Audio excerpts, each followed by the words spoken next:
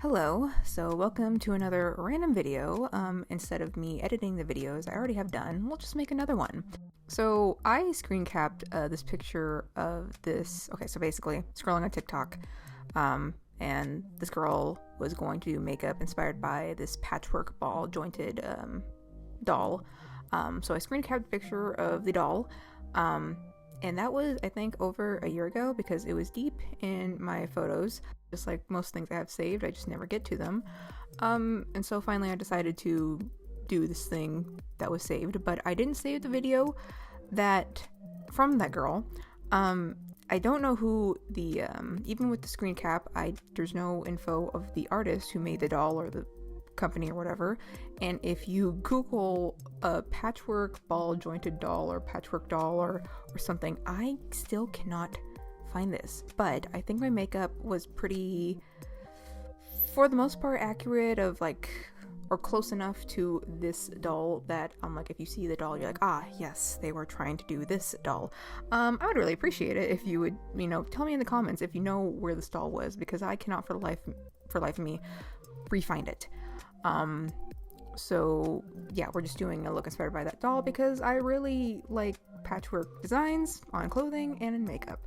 I have another one saved. Who knows if I'm going to get that one, just because I already have this patchwork one saved and I don't want to become too redundant. Anyways, to the makeup, I'm using my water activated face paints, which really need to be thrown away and rebought because they are quite old. So whenever I use blues, they're always incredibly patchy. I usually use Mehron face paints, so that's what I always use whenever I do, for the most part, graphic liner or painting or whatever like that.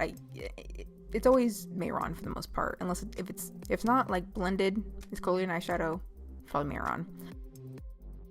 And yeah, the blue is always super patchy, especially when mixed with white.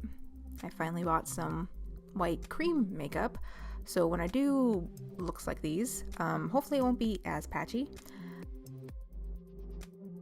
Keeping in mind, I'm overcritical of myself, and I don't do makeup as much as I used to do, so this is me, I'm like, oh yes, I want to do this makeup, but as I'm doing it, I'm like, wow, I'm so out of practice, or I don't do this as often, so hopefully this turns out okay.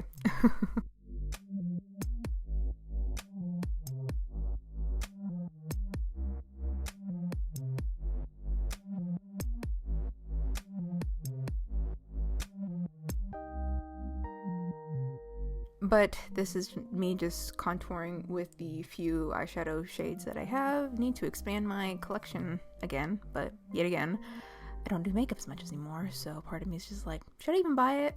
Because I don't really do that much anymore because I'm always tired. But this is me trying to contour things and give it more dimension and hoping in the end it turns out all right. Because I'm not great at contouring my face or giving things shadows and spots where the light hits it to give it more dimension. Even in drawing, I do find face paint and painting on my face a lot easier than drawing on a flat surface, so this definitely turned out better than if I were to just draw this character.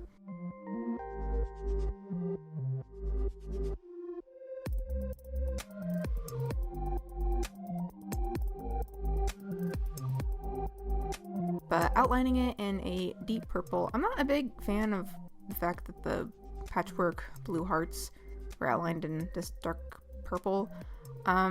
If I had any motivation or time, I would probably add some more depth and highlight to the stitching to make it look like it's actually popping off the skin. But again, if you know me, when it comes to makeup looks, I can only stand it for so long until I get to the point where I'm like, I'm very tired and I want to be done with this. So the people that do makeup, I'm like, this took me 8 hours or even 6 hours or 4 hours. How do you do that? How do you do that? Because whenever I do makeup looks, I don't think I've ever gone past the 2 hour mark, and it probably shows. Because I am not the best makeup person out there. I would say artist, but not really a makeup artist. I just play around for funsies.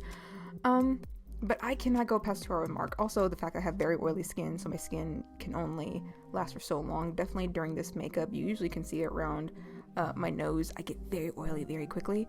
And even powdering it can only do so much for so long. Oh yes, in this part where I'm doing my lips, I tend to just do very crisp lip looks. Because that's what I prefer, but I wanted to, you know, mimic doll, and so I'm doing this very blended out look with eyeshadow, which is very much outside my comfort zone, and I've never done it before. I hope it turned out okay, but I'm accentuating the middle of the bottom lip, and oh my gosh, I don't know what the correct term would be on the lips, but it's the area right below the cupid's bow. Surprisingly, my favorite part of this look probably has to be the yellow hearts, which is very odd for me to say because hearts not really my thing. Don't really like them for the most part.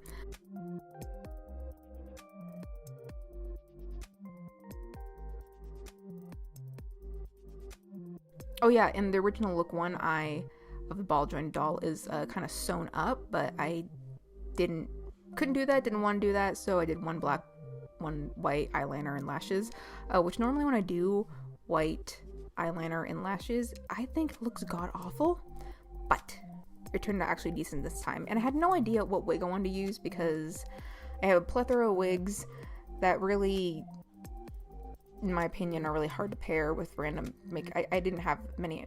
I have a lot of wigs, but at the same time, I don't have a lot of wigs. So I tried my old Mina wig without the horns.